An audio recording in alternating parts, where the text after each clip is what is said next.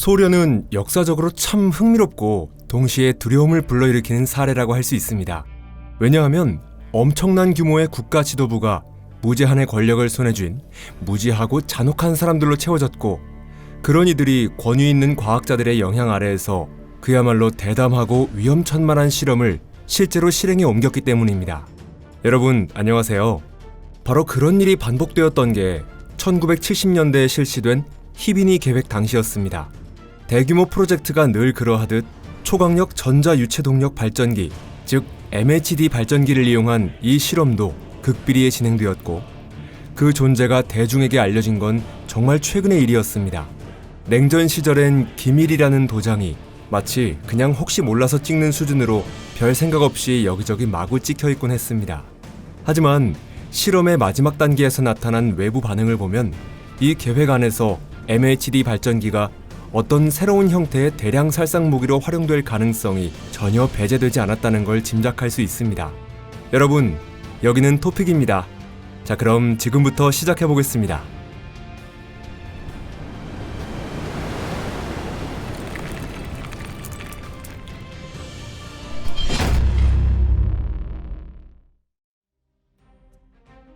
역사에 대해.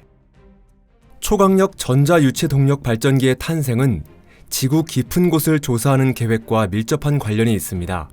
당시 소련은 산업이 빠르게 발전하고 있었기 때문에 새로운 광상을 계속해서 찾아내고 탐사함으로써 자원 공급을 위한 확실한 기반을 구축할 필요가 있었습니다. 그리고 이 임무를 성공적으로 수행하려면 지하 깊은 안반층의 지지를 폭넓게 조사하는 것이 꼭 필요했습니다. 지구 내부를 탐사하고 새로운 광상을 찾기 위해 소련에서는 1950년대 후반부터 깊은 시추공과 초심부 시추공을 뚫는 계획이 본격적으로 시작되었습니다. 당시 기준으로 깊은 시추공은 깊이 3에서 7km, 초심부 시추공은 7km 이상을 의미했습니다. 사실 이 분류는 지금도 여전히 통용되고 있습니다. 예를 들어 현재 석유 시추공의 평균 깊이는 2.5km 정도이며 대부분의 시추공은 5km를 넘지 않습니다. 특히 주목할 점은 코라반도 초심부 시추공이 달성한 깊이 12,262m라는 기록은 당시뿐 아니라 지금까지도 50년 넘게 전 세계에서 단 한 번도 깨진 적이 없다는 사실입니다. 사실 이 시추공에 대해서는 좀 더 자세히 설명할 필요가 있습니다. 그 이유는 초강력 전자유체동력 발전기 개발 계획인 히비니가 이 코라반도 초심부 시추 프로젝트와 동시에 그리고 매우 밀접하게 연결되어 추진되었기 때문입니다. 이 두 프로젝트는 코라반도의 비교적 한정된 지역에서 진행되었고 공통의 목표를 갖고 있었습니다. 그 목표란 바로 장래성이 있는 유전을 찾아내기 위해 발트 순상지 깊은 지각 구조를 조사하는 것이었습니다. 코라반도 초심부 시추공 쪽은 안반을 직접 시추해 얻은 코어를 조사하는 방식으로 이 임무를 수행했습니다. 반면 히비니 계획에서는 직류나 교류 전류를 이용해 지층을 조사하는 신부 전자기 탐사법을 통해 지질 구조를 파악했습니다. 이 방법의 기본은 전류가 도달하는 깊이를 점점 깊게 하면서 지표상의 한 지점 또는 동시에 여러 지점에서 전자계장의 요소를 측정하는 것입니다. 전류가 흐를 때 안반이 보이는 저항은 종류마다 다릅니다. 그래서 각 암석에 대한 경험적인 저항값을 바탕으로 지층의 전기 저항 차이를 활용한 단면도를 그릴 수 있게 되는 겁니다. 여기서 전문가가 아니더라도 알 수 있는 건 전하의 에너지가 강하면 강할수록, 그리고 방전이 일어나는 전극 간 거리가 멀면 멀수록 전자기장이 더 깊은 지구 내부까지 도달할 수 있다는 점입니다. 그런데 왜 소련의 과학자들과 정부는 이 MHD 발전기에 그렇게까지 관심을 가졌던 걸까요? 사실 MHD 발전기는 기존의 전통적인 발전기보다 훨씬 더 효율적이기 때문입니다. MHD 발전기의 에너지 효율이 높은 이유는 기계적인 전달 장치 없이 유체가 가진 운동 에너지를 곧바로 전기 에너지로 변환할 수 있기 때문입니다. 초기 MHD 발전기에는 전해액이 작동 유체로 쓰였지만 현재는 주로 플라즈마가 사용되고 있습니다. 유체를 발전기의 작동 매체로 활용한다는 개념 자체는 1832년에 마이클 페더레이가 처음으로 이론화한 것입니다. 이어서 1944년에는 스웨덴의 과학자 하네스 알프벤이 플라즈마를 이용한 MHD 발전기의 기본 원리를 정립했습니다. 이후 1959년에는 미국의 독립연구팀이, 그리고 1965년에는 소련의 연구팀이 플라즈마를 사용하는 최초의 실험용 MHD 발전기를 개발하게 됩니다. 그리고 1971년 설계 출력이 20에서 25메가와트인 첫 번째 파일럿 플랜트 U-25가 소련에서 가동을 시작합니다. 아마 이때 소련 과학자들은 MHD 발전기가 화력이나 원자력, 나아가 핵융합 발전소에도 활용 가능하며 단기간에 고출력을 필요로 하는 장비에도 응용될 수 있다는 걸 국가 지도자들에게 확실히 증명했을 겁니다. 마침 1970년대에는 코라반도 초신부 시추공도 순조롭게 굴착이 시작된 시기였습니다. 아마도 소련의 지도부는 일석이조를 노렸던 것으로 보입니다. 즉, MHD 발전기의 실험을 하면서 동시에 초신부 시추공에서 얻은 데이터를 바탕으로 그 지역의 지층을 전기적으로 탐사하려 했던 것이겠죠. 그리고 1975년 전례 없는 규모의 히비니 실험이 실시됩니다. 이 실험은 극비로 진행됐기 때문에 지금까지도 소련의 학술 자료 속에는 관련된 정보가 거의 남아있지 않습니다. 히비니 실험.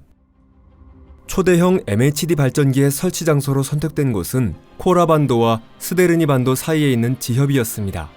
크기도 형태도 상상을 초월했던 이 장치는 1975년에 완성되었습니다. 이 실험이 진행된 시점이 코라반도 초신부 시추공이 큰 성과를 거둔 시기와 정확히 겹친 건 단순한 우연이 아니었을 겁니다. 1975년 코라반도의 시추공은 고장도 사고도 없이 깊이 7,000m를 돌파했고 그 너머까지 계속해서 굴착이 이어졌습니다. 그 무렵부터 이 시추공에서는 불안정한 안반층을 파고들기 시작하면서 처음엔 사소하던 문제가 점점 더 심각하게 확대되기 시작했습니다. 깊이 7km 지점에서 목소리가 들려왔다는 전설이 생겨난 것도 바로 그 무렵이었습니다. 시추 작업자들은 그 소리에 심하게 놀라 지옥에서 고통받는 죄인들의 비명이 들린다고 믿었다고 전해집니다. 하지만 코라반도 초신부 시추공에서 멀지 않은 곳에서 같은 시기에 벌어진 어떤 사건은 사람들을 훨씬 더 공포에 몰아넣었습니다. 그 사건이 벌어지기 전날 주변 수백 제곱킬로미터에 이르는 지역 전체가 군대에 의해 완전히 봉쇄됐습니다. 모든 도로와 산길까지 경비대가 배치되어 외부인이 실험구역에 접근하지 못하도록 막았던 겁니다. 그리고 관련자 외에 일반인이 우연히 실험지역에 들어가지 않도록 헬리콥터까지 동원됐습니다. 이런 삼엄한 경계는 당연한 조치였습니다. 왜냐하면 무려 출력 8만 메가와트를 내는 MHD 발전기의 시험 가동이 예정되어 있었기 때문입니다. 그 회로를 흐르는 전류는 22,000A에 달했습니다. 그리고 이 회로를 구축하기 위해 모토프스키만과 말라야 볼코바만 사이에 총 중량 400톤이 넘는 길이 7km짜리 알루미늄 케이블이 2줄이나 설치됐습니다. 실험에 참여한 연구자들과 관계자들은 최악의 사태도 염두에 두고 있었지만 실제로 발전기가 가동된 후 펼쳐진 광경은 그들의 상상을 완전히 뛰어넘었습니다. 당연히 실험에 대해 아무것도 모르고 있던 소수의 지역 주민들은 그야말로 엄청난 충격을 받았을 겁니다. 그들의 귀에 처음 들린 건 귀를 찢는 듯한 거대한 폭음이었고 그것이 바위에 부딪혀 메아리 치면서 점점 더 견디기 힘들어졌습니다. 그리고 그 굉음을 배경으로 사람들이 놀라움과 공포 속에서 목격한 건 하늘 위로 갈색 버섯처럼 부풀어 오르는 괴이한 형상이었습니다. 그 버섯 구름은 점점 더 커졌고 부풀어 오르며 상당히 높은 고도까지 치솟았습니다.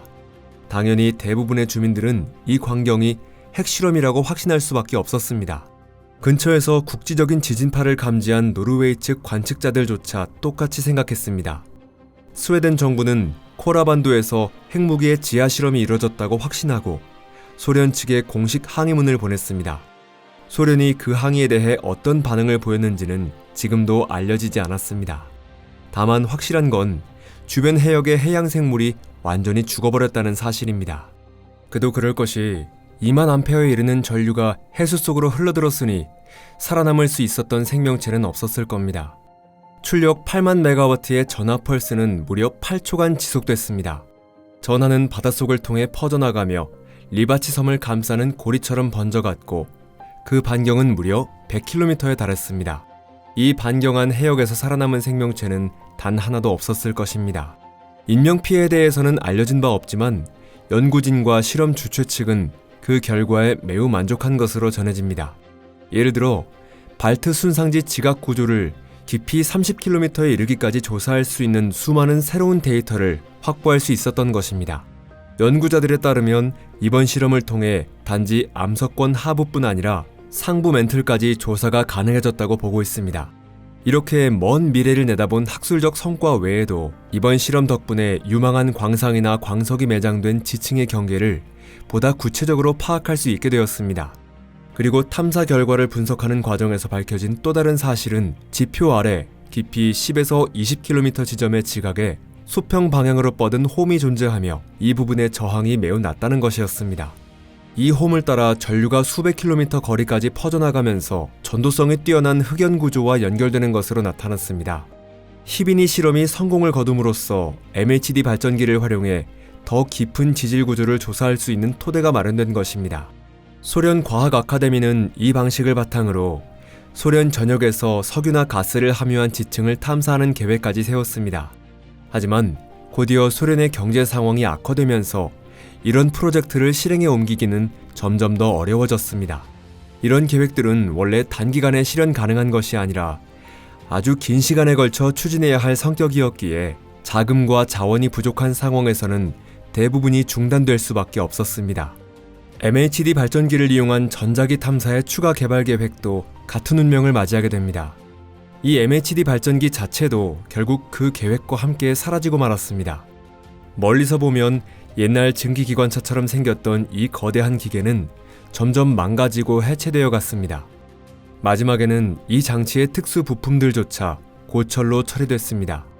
지금은 그 발전기가 있던 자리엔 콘크리트로 된 기초 구조물의 흔적만이 덩그러니 남아있을 뿐입니다. 하지만 전 세계 여러 나라에서는 새로운 개념의 MHD 발전기에 대한 연구와 개발이 여전히 계속되고 있습니다. 이런 연구는 미국, 일본, 인도, 네덜란드 등지에서 활발히 이루어지고 있으며 그 관련 정보들은 꾸준히 세계 언론을 통해 보도되고 있습니다. MHD 발전기는 기계 부품이 없고 열 에너지를 전기 에너지로 직접 바꿔주는 작동 매체로 플라즈마를 사용할 수 있다는 점 등 다양한 장점 덕분에 과학자들과 실업가들 사이에 관심을 끌고 있습니다. 오늘 영상이 재미있으셨다면 꼭 좋아요 버튼 눌러주시고 SNS에서 친구들에게도 공유해주세요. 시청해주셔서 정말 감사합니다. 그럼 또 만나요. 안녕히 계세요.